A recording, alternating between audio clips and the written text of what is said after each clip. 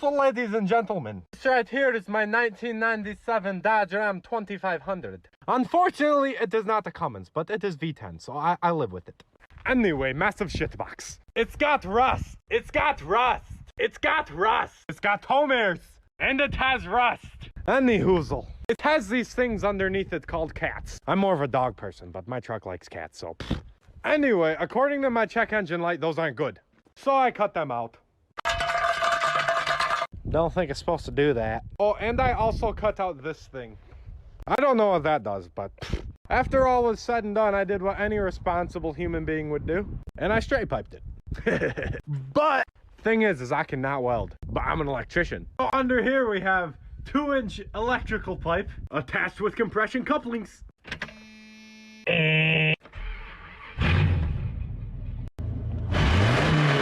Works good. 3 cars that could have been done just a little better. Now the 86, the BRZ, the Genesis Coupe platform is probably one of the best ones developed since the Miata. However, if they made 30 more horsepower, I could see them being worth the MSRP. The Challenger RT coming in at almost 5,000 pounds with a full tank of gas and 2 occupants. Probably the most comfortable modern muscle car you can buy. But if Dodge would stop doing bumps off girls named Candace for 5 minutes, they might be able to build a car for the market they're trying to reach.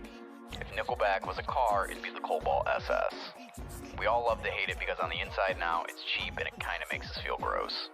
But deep down inside, we really know that it's pretty good. A little bit more quality control would have made this car a true future classic. Part 10, again, dating a car guy. You really want to impress him. You really want to guarantee you're going to get lucky out when you go out on a date night and he's in his really nice car. You sit down in the car, knock your feet together, turn before you put them in the car. Don't just drag your feet across the kick plate and bring the dirt inside. It shows him you care. And another thing, if you take us to a social event with your friends, best believe we will source out that kindred spirit, that one other boyfriend who's a car guy, and we're going to become besties. It's just the way we roll. And if you're looking for something to buy him as a gift other than his car part list, set up one of those photo shoots with you in his car and something kind of skimpy, something kind of sexy. I don't care if you're a big gal, thick gal, skinny gal. He will appreciate it. Like for part 11.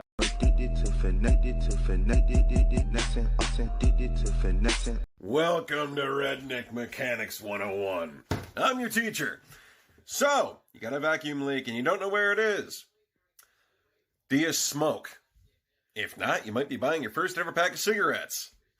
And get yourself a bottle of Coke, Sprite, seltzer water, regular water, whatever. You just need a bottle. You're going to cut a hole in the cap for the cigarette to go into. And you're going to cut a hole in the bottom of the bottle as well.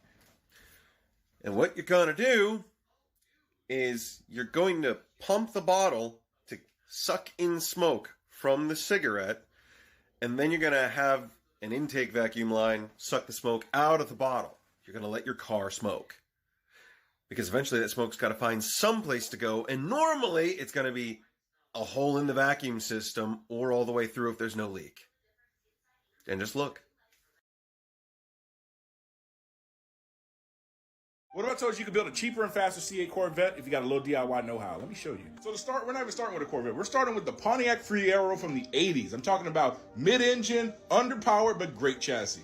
To power this beast, we're going with the LS7 7-liter V8 from GM. This has 505 horsepower. Since we want to keep this thing mid-engine, we need to go with a Porsche transaxle. So this is the Porsche G50. This is commonly used in sand rails and off-road buggies. Now this contraption is going to be fast as heck, so might as well get a Wheelwood big brake kit so you can stop on time. Also a lot of supporting mods like wheels and tires, suspension, exhaust, labor. Maybe throw a little wide body kit on top for a little spice. In the end, you should have something that looks like this. And let's be real, this thing look kind of fire. From a performance standpoint, the LS7 and the Fiero makes a little bit more horsepower than the C8, and also the weight difference. The Fiero is going to weigh right around 2,600 pounds. The C8 weighs right around 35. So there's a big difference, and it's probably going to get gapped. So if you ever felt like wasting money, just build a cheap C8. This is our supercharged, twin turbocharged, high RPM, 7-liter Duramax. You're fucking what? Yeah, I'm with that guy. I got two questions though. One, how much boost is that thing making? Two, how much power is that thing putting out? 7 liters. Supercharged, twin turbocharged, 7-liter Duramax. I mean, America, but like, bruh. This shitbox. I'm a dirty boy. Has something I've never seen before. What the fuck? The strut mount has split in half.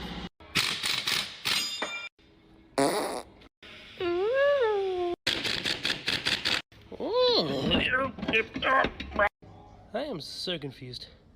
Imagine there's a rudder gun on there. Holy fuck. Aha. Rally driver. This fell apart when I took off the mount. Look at that though. That's so fucking weird. So this is either a complete like manufacturer fault or the lowered springs plus some spirited driving. What the fuck? That's caused it to fail, so rather than just put some replacement ones in, we're going to tuck some null thing ones in and see how that goes. Blow job. Fuck. First you shove your shaft in the hole and then you nut straight away. Now, the other side. Yucky. Hehe. Hypebeast European Cars Part 3. Again, these are cars made to attract the general masses and generate sales. They're made for people who don't really know what they're buying but want the badge. Here we have the Ferrari California. As you can see here, you can get a used 2012 model for 66 grand, and to the average person, they would see that and think, holy fuck, a Ferrari for 66 grand? I'm in. Now, these cars are advertised to be pushing about 550 horsepower, and I've actually driven these things a few times. They do not feel like 550 horsepower at all. This is currently the cheapest Ferrari you can buy, and its performance is a reflection of that. Now don't get me wrong, they're quick cars with decent interiors. They're just nowhere near the best that Ferrari can do. I wouldn't even dare to call them mediocre by Ferrari standards. But again, to the average consumer who sees cars as status symbols and a way to appear successful, a red convertible with a Ferrari badge on it is the way to go. These things do not perform in any aspect near as well as even Ferrari's mid-tier vehicles will, and they depreciate like wildfire. Cease and desist from Ferrari inbound, but this thing is not deserving of the name.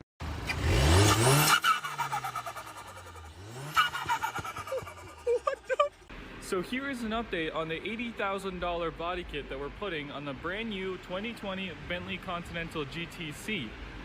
So in last video I told you guys to guess what kit this is.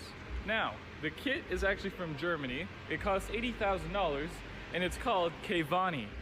Kevani is actually a new body kit company from Germany. So if you guys would like to see the finished product, stay tuned on our TikTok or on Instagram at Creative Bespoke.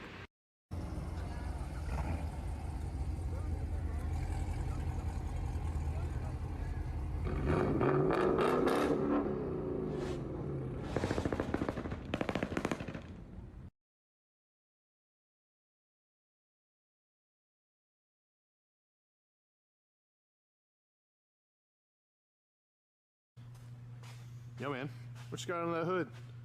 Just a K-swap. K.A. Woo!